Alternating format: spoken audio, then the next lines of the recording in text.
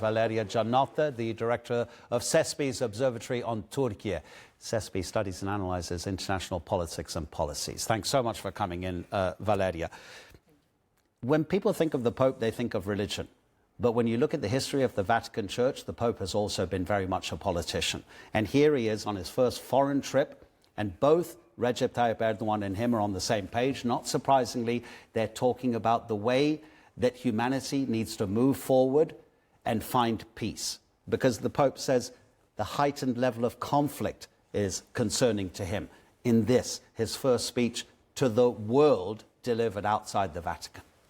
Yes, it's very significant because, the Pope has been just recently appointed as a Pope, and this is his first visit out of Vatican.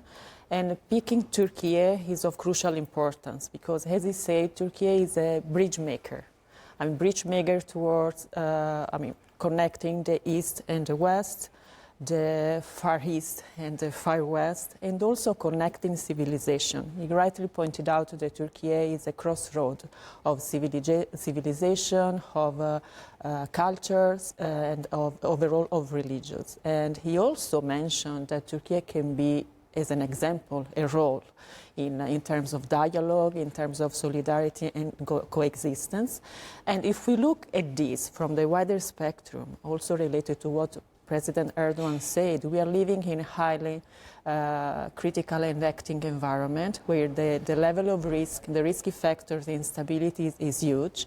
And we need actually to act together in terms of dialogue and coexistence in order to engage with the others. But overall, starting from Türkiye means acknowledging the role of Türkiye as a stabilizing actor, as a mediator, as it was evident and it is still evident along with the Russian-Ukraine mediation efforts, the stake that Türkiye has been implementing in Syria and also in some other chessboards such as Libya, such as Africa.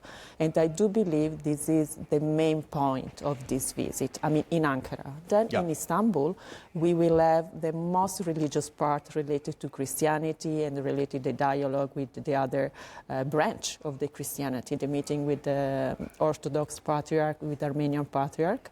But tomorrow also we will have a very important meeting, that it will be the meeting in Iznik, in Nicaea, because this trip comes as for celebrating also the 1,700 years since the first Concilium of Nicaea that put the basis for the Christianity, giving a direction and also creating a sort of ecumenical spirit around the Christianity, and both in terms of Catholics and in terms of Orthodox. So I do believe that it is an omnicomprehensive trip, highly significant, and both of the Pope and Leo XIV and Erdogan are in the same page. I would like also to add something, because from our perception, for the Italian perception, this is also a test. Yeah. Because since he was appointed, we did not have a clear idea on what is his political line.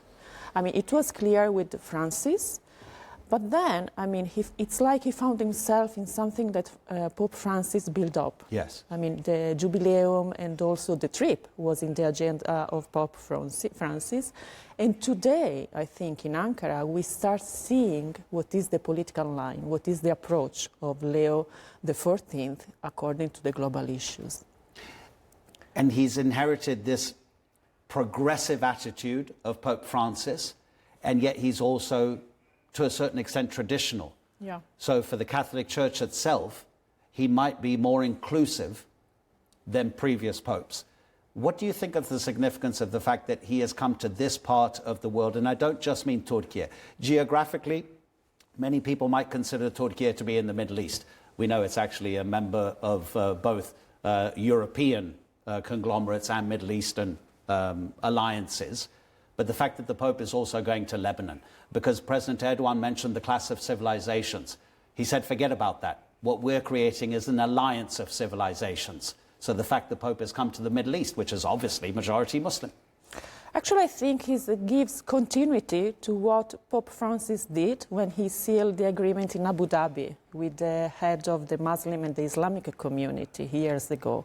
So, I mean, in Turkey, of course, the dialogue with Christianity and all related groups is important, but he also pointed out that Turkey is a Muslim majority country, is a role model for dialogue, and going to Lebanon, which is also affected by the great instability that unfortunately the region is experiencing, by supporting also the minority groups will give an example of this. So in terms of solidarity, in terms of charity, in terms of team building, in terms of dialogue between Christianity and the Muslim world, I think it's very significant. Valeria, thank you very much. I believe you'll be with us for a few more hours, so we'll follow the Pope as he continues his tour of Turkey.